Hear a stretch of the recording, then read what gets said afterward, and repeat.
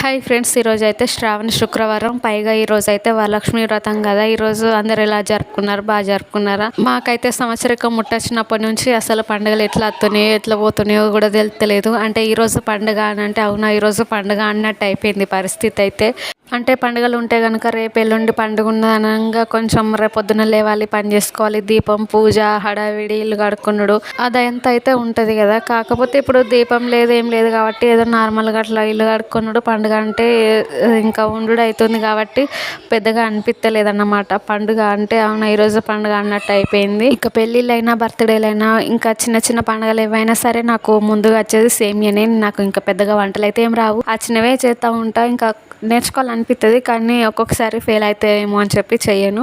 అయితే మొన్న మా ఆయన బోడకాకరకాయలకు వెళ్ళినప్పుడు ఈ బంగారు పూరుగు అయితే దొరికిందంట. మా కన్నయ్య కోసం తీసుకొచ్చిండు ఆడుకుంటాడని. మా చిన్నప్పుడు అయితే మేము వీటితోటి భలే ఆడుకునేటోళ్ళం. మీకు ఈ బంగారు పురుగు తెలుసా? మీరేమంటారో కామెంట్ చేయండి.